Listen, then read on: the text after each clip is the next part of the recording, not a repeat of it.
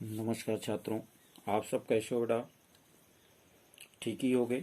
और आप अपनी तैयारी करते रहिए, अच्छे से समझते चलिए, नोट्स बनाते चलिए बेटा।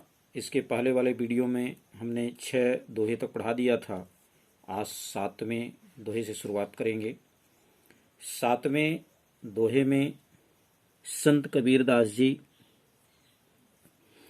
जीवात्मा के माध्यम से मनुष्य को संबोधित करते हैं और कहते हैं कि क्या संबोधित करते हैं, क्या समझाते हैं, क्या कहते हैं, इस विषय का देखिए वर्णन।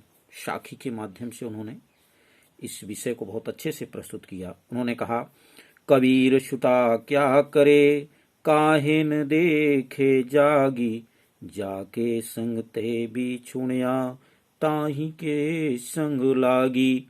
प्रस्तुत काव्यांश में संत कबीरदास जी जीवात्मा के माध्यम से इस सांसारिक मोहमाया में पड़े हुए संपूर्ण प्राणियों को जगाते हैं और कहते हैं, संत कबीरदास जी कहते हैं कि हे जीव, हे जीवात्मा, हे मनुष्य, सोता क्या करे? तू सोता हुआ किसमें सोता हुआ? मोह की निद्रा में, संसार की आसक्ति की निद्रा में तू सोता हुआ क्या कर रहा है? काहे न देखे जागी, तू जाग कर इस संसार के वास्तविक तथ्य को क्यों नहीं देखता है? फिर से देखिए, कबीरदास जी कहते हैं कि हे जीवात्मा, तुम मोह की निद्रा में पड़ा हुआ, संसार की आसक्ति में पड़ा हुआ क्यों सो रहा है? तू जाग कर इस संसार के वास्तविक स्वरूप को क्यों नहीं देखता? जागोगे कैसे? कहा, ज्ञान के द्वारा। हम इस संसार के वास्तविक स्वरूप को कैसे जानते हैं? इसके पहले भी संत कबीरदास ने कहा कि जब तक गुरु की कृपा नहीं होगी, जब तक आपके अंतःकरण में ज्ञान नहीं होगा, उस परमात्मा का ज्ञान नहीं होगा, तब तक इस संसार के वास्तविक स्वरूप का ज्ञान नहीं हो सकता। तो इसलिए संत कबीरदास जी कहते हैं कि मोह की निद्रा में तू सोता हुआ क्या कर रहा है? इसलिए हे जीवात्मा, तू जाग कर अपने ज्ञान को जगा करके, ज्ञान के प्रकाश के द्वारा इस संसार के वास्तविक स्वरूप को देखो और उस परमात्मा से निवेदन करो। जाके संगते बिछुड़िया, जिस परमात्मा के संग से, जाके माने जिसके, अर्थात परमात्मा, जिस परमात्मा के संग से आप अलग हुए हैं, जिसको आपने छोड़ दिया है, जिससे आप बिछुड़ गए हैं, कहा ताही के संग लाग, उसी परमात्मा के संग में लग जाओ, उसी परमात्मा के संग में लग जाओ, उससे जुड़ जाओ, तभी तुम्हारा कल्याण होगा। अर्थात इस जीवात्मा को उस परमात्मा से संयोग करा दो, तभी इस संसार की वास्तविकता का तुम्हें ज्ञान होगा। ठीक है। यहां पर बेटा जो जीवात्मा के माध्यम से संपूर्ण मानव जीवन को संबोधित किया है संत कबीरदास जी ने, इसलिए यहां पर अन्युक्ति अलंकार है, रस में शांत है। शेष बातें भाषा सधुकड़ी या पंचमेल खिचड़ी, छंद दोहा। आइए 8वें को देखते हैं।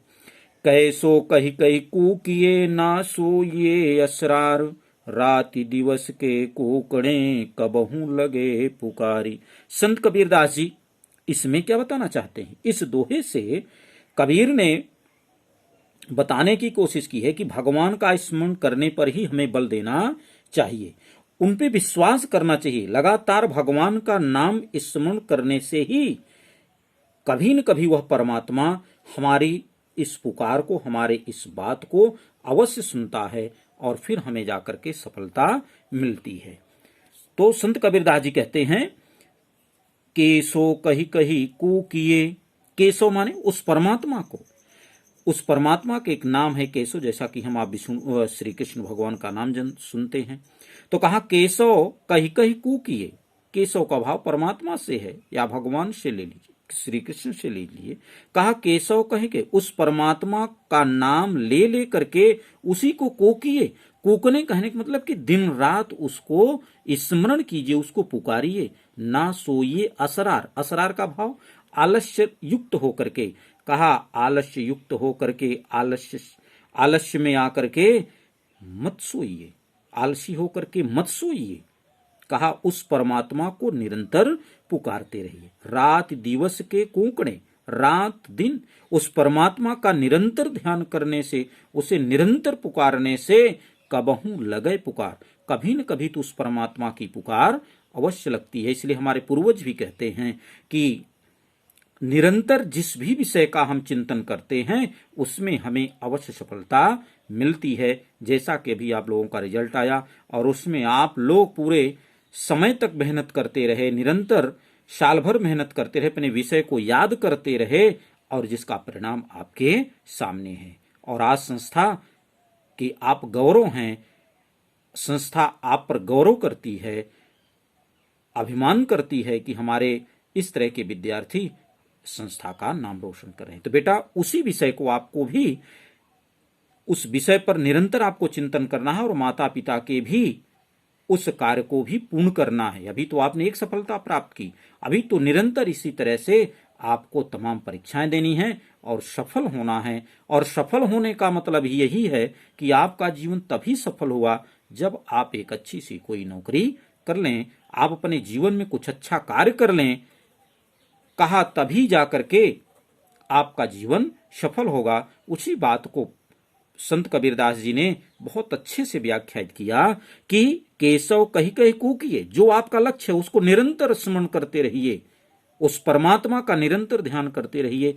आलस्य ना सोइए असरार, आलसी होकर के मत सोइए, आलस का परित्याग कीजिए। रात दिवस के कूकड़े, निरंतर रात दिन परिश्रम करने से ही उस परमात्मा का दर्शन होता। कबहू लगे पुकार, कभी न कभी तो आपकी पुकार उस परमात्मा तक पहुंचेगी। जैसा कि अभी आप निरंतर याद कर, मेरा इतना प्रतिशत है, मेरा इतना प्रतिशत है, आज बेटा आपको मिल गया।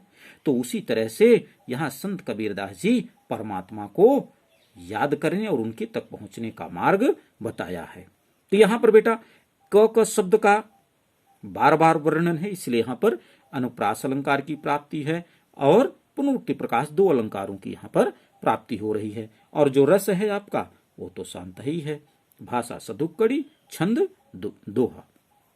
9वें को देख, लंबा मार्ग दूरी घर बिकट पंथ बहुमार, कहो संतो क्यों पाइये दुर्लभ हरि दीदार। संत कबीरदास जी कहते हैं, अब उन्होंने कहा कि ये जो परमात्मा है वो इतने आसानी से, इतने सहज नहीं मिल जाते। आज जो आपको अंक प्रतिशत मिले, जो अच्छा आपका रिजल्ट आया, उसमें आपकी निरंतर की मेहनत थी। ये आपको आभास नहीं था, लेकिन एक अनुमान था, आपका अपने परिश्रम पर विश्वास हो रहा था कि मैं जो रिजल्ट प्राप्त करूंगा उसका ये परिणाम होगा, ये ऐसा होगा। तो वो उसी बात को यहाँ पर संत कबीरदास जी कहते हैं कि परमात्मा तक जो पहुंचने का रास्ता है वह कैसा है, तो कहा लंबा मार्ग। उस परमात्मा तक पहुंचने का जो मार्ग है वो बड़ा लंबा है, दूर घर। और लंबा मार्ग होने के कारण इससे आभास हो गया कि वह घर कैसा है, उसका बहुत दूर है। बिकट पंथ बहुमार, और इतना ही नहीं, बिकट, बिकट का भाव क्या है यहाँ पर? बिकट कहने का मतलब है कि बड़ा कठिन है। क्या? पंथ, रास्ता, उस रास्ते पर चलना, उस पर, क्योंकि वो मार्ग बड़ा लंबा है, घर बहुत दूर है, तो उस पर, उस रास्ते पर, उस परमात्मा तक पहुंचने का जो रास्ता है वह बड़ा कठिन है। अब बहुमार, और उसके रास्ते में क्या है? बहुत से आपको लुटेरे मिलेंगे, अर्थात आपको संसार की जो वस्तुएं हैं, कहा वह आपको अपनी ओर आकर्षित करेंगी। तो इसलिए उन्होंने कहा कि बिकट पंथ बहुमार, कहा बहुत से लुटेरे आपको उस रास्ते में मिलेंगे, बहुत से ठग करने वाले मिलेंगे। आप कहेंगे कि सर कैसे ठग करने वाले? यानी आप अच्छे से पढ़ाई कर रहे हैं तो आपके ही मित्र, आपके ही घर वाले, आपके ही पड़ोस वाले आपको सोचेंगे बहुत अच्छा पढ़ रहा है तो बहुत कुछ अच्छा कर जाएगा, तो आपको रोकेंगे, यानी अपनी ओर आकर्षित करेंगे। संसार की अन्य सुंदर वस्तुएं आपको अपनी ओर आकर्षित करेंगी, लेकिन हमको उन सभी पर ध्यान नहीं देना है। क्यों? क्योंकि हमें उस परमात्मा तक पहुंचना है, अपने जीवन के उस अंतिम लक्ष्य तक पहुंचना है जिसकी जिज्ञासा हमने बना रखी है। कहो संतों क्यों पाइये दुर्लभ हरि दीदार।